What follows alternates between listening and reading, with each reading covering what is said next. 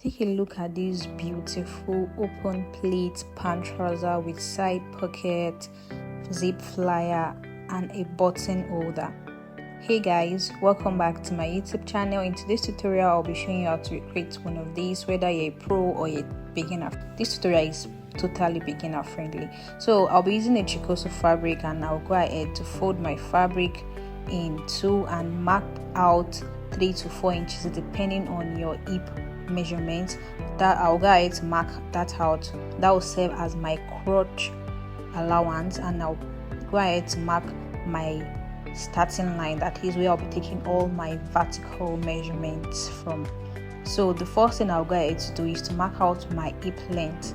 I'll be using a hip length of 9 inches just like this, and I'll be using a crotch depth of 12 inches. So I'll go ahead to replicate this and make a straight line just like you see me do, my hip line and my crotch length. So after marking this out, the next thing I'll go ahead to do is to extend my line further depending on how wide your hip measurement is, of course. After doing that, the next thing is to take our waist measurement, your waist measurement divided by 4. Go ahead to mark that out, and because of our pleat, I'll go ahead to mark out my nipple to nipple measurement. That's where I'll be adding my pleat, and that will be 1 inches. I'll be adding that 1 inches. So I marked it out in form of a dart, but it was never intended for a dart. So that's 1 inches that I had marked out for that. I'll go ahead to add it to the side of the waist. That is, I'll add 1 inches to my waist measurements divided by 4, and that is what you see me do here. So go ahead to add your 1 inches allowance there for your pleat intake. So, and also note that you can add more than 1 inches depending on how full you want it to be. So the next thing I'll go ahead to do is to mark my hip measurement both on my hip length and on my crotch length. Excuse me. So after doing that, you just go ahead to connect that to your waist line. Connect your hip measurement to your waistline. The next thing you go ahead to do now is to divide your hip measurement by 4. Whatever you get, go ahead to divide it further by 4 again. So whatever you get after doing that, you go ahead to mark it on this allowance that we had given earlier. So that's why you need to give at least 3 to 4 inches for your crotch allowance or your crotch extension. So you go ahead to connect your crotch extension to your hip length measurements, and that will be that for the crotch extension. The next thing you go ahead to do is to take your widest measurement circumference, which is your crotch extension, to your hip measurement, just like you see me do. I'll go ahead to divide it in 2 and then mark it out like this. Just mark that point out, divide it in 2 and mark it out, then go ahead to make a straight line from that point where you've marked. Go ahead to make a straight line downwards to your full length. And my full length, I added 3 inches extra. So should in case it's too long, I can reduce it. It's better for it to be too long and you can reduce it than for it to be too short and you can't do anything about it. So after doing that, I went ahead to mark my hip measurement and just rule it straight down, and also added ½ inches allowance all around my front pattern, just like you see me do already here. So the next thing I'll go ahead to do is to place it on another piece to draft my back pattern. So just like you see me do, I'm already extending the crotch length, and to get my back crotch length, I just did the same thing I did for the front. Divide your hip circumference by 4, get your measurement and divide it by 4 again, and just mark it like you see me do. So at the point where my front pattern is, I will go ahead to add 1 inches upward just like this, and I'll also go in by 1 inches. So I went upward by 1 inches and I went inside by 1 inches. I won't be adding any allowance to the back piece because I don't want to have a dart intake or a pleat intake. So I'll just add 1 inch. I'll just subtract 1 inch from the middle piece, from the center back of our trouser piece, and go up by 1 inches. I'm going up by 1 inches so that the back will be properly covered and properly seated, because of course the back side of our butt is bigger than the front side of our body. Yeah, so after doing that, I'll just go ahead to connect it like this to the waist side of the front. I'll go ahead to connect it like this. I will not be adding any allowance at all to the back piece, because I've already added half inches allowance to the front piece, and automatically, since I'm cutting the back with the front piece, the half inches allowance will be transferred automatically to the back piece. So the next thing I'll go ahead to do now is to connect the back crotch together, the back crotch extension to the new waist line of the back piece.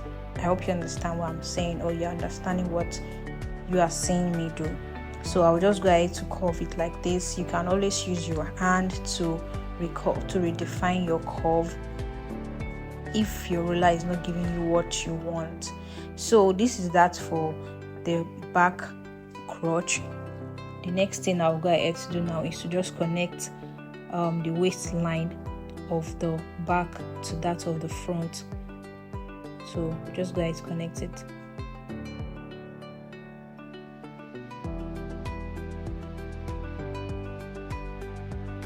And you can also be sure of your measurement by taking your waist measurement divided by 4. You can reconfirm that divided by 4 and then add your allowance to your measurement. That's the half inches allowance you've added, and that's what I was just doing here, because I wanted to be very sure that the back waist sits very well without any dart intake or pleat allowance. So that was why I had to remeasure my waist specifically for the back, and just like you see me do, it perfectly rhymes with what I have on the front piece. So I'll just go ahead to connect it now, and the next thing is to go and start to cut our back piece open all round. So now I'll just go ahead to join the waistline of the back together with that of the front, and you can see I'm adding my half inches allowance to the crotch extension, because I have half inches to add the front crotch extension as well. So next thing I'll go and do now is to join pants together. Like for the front, I will go ahead to blend the back piece into the front piece trouser length. I won't be adding any other inches. The only thing is that we'll just go ahead to blend it in, just like you see me do. Go ahead to blend it in like this and cut it out.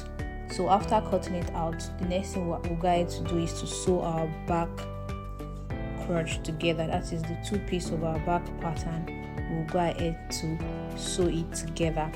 So this is how we are going to sew it. You sew on the half inches that you've marked, and once you're done sewing, you notch it and then iron. The next thing to do is to prepare your zip flyer. Your zip flyer, they are in 2 pieces, the curvy one and just the straight one. So I used 3 inches on fold, and that's for the width, and 7 inches long for the total measurements of the zip flyer. So the next thing I'll go ahead to do is to cut this and iron it down. After ironing is very important. It makes your work very easier, particularly if your cutting and your measurement taking is perfect. So once I'm done doing that, I will go ahead to iron this and then attach this to my trouser and attach my zip alongside. There won't be a detailed video of how I attach the zip flyer because of time and space, if you understand what I'm saying. So the next thing I'll just go and do is to attach the zip flyer to my trouser like this. I'm just going to show you roughly. So I attached it like this. I intended to sew it on my sewing machine and iron. That's on the wrong side, of course. And after doing that, I will go ahead to attach my zip like this. I'll attach my zip like this on one side. I sewed on this part where I marked. I'll make a detailed video on how to fix a zipper flyer, but I think I already do on one of my tutorial, my trouser making tutorial. There's a detailed video on how to attach a zip flyer, but if you want me to, let me know in the comment section. I'll make specifically just a zip flyer tutorial so you would know how to make one. So this is what it looks like. Once I'm done doing that, I'll just go ahead to flip this up and also create the zip flyer design that is usually at the front of our trouser. Most trousers that has a zip flyer as it is on our jean trouser, the one that they usually use a different thread to make that curvy effect. So that's just it. That one is not anything, it's just make a curvy line at the back of your trouser or the wrong side of your front piece, just like this, and then sew on it, and you just go ahead to sew on it, and this is what it's going to look like. So that's just it. So once I'm done, I will just sandwich my remaining side of the zip with the other piece of the zip flyer and the other side of my trouser rather, and this is what it looks like. I went ahead to use my needle and thread to tack in the sewing allowance I had left out for my open place, and that's that. So you just like you would sew your darts normally, but you won't sew it all through. You will just sew the tip of it because you will still attach a band. So once I'm done doing that, I will go ahead to attach my pocket. There is no detailed video of that as well, but I already do have a detailed video of how to sew a pocket, outside pocket rather, but this one is an inside pocket, so I will definitely make a video on how to make outside pocket. But let me just explain roughly. You cut two pieces of fabric joined together or separately.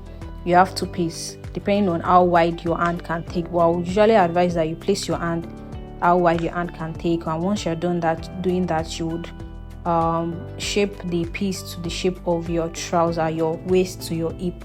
Go ahead to shape it that side, that place I'm taking my measurement from.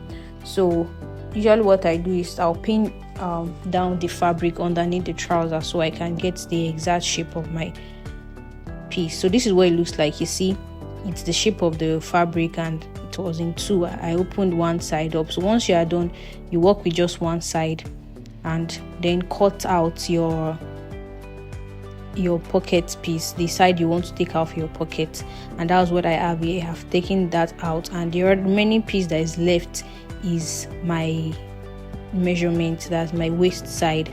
So I'm just done, and let's go back to the main business. So go ahead to open your zip like this and then take your waist measurement round. Now we're not going to be using your initial waist measurement, but we're taking the waist measurement of the trouser, because we'll be taking in both the zip flyer measurement as well.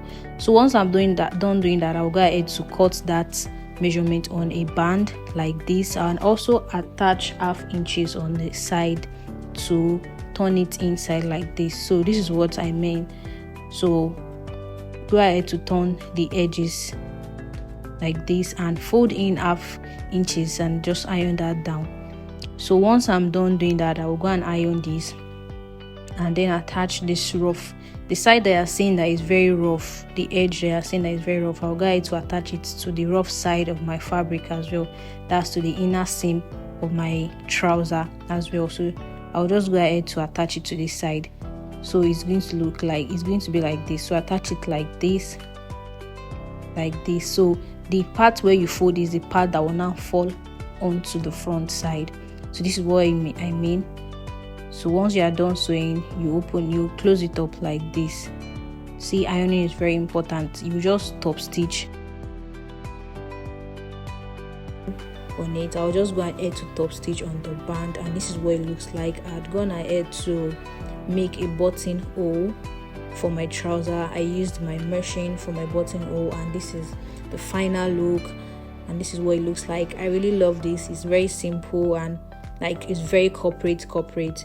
And have you noticed my flower as well? If you've not tried this flower, please go and do. Thank you guys for watching. I'll see you in my very soon next video. Bye.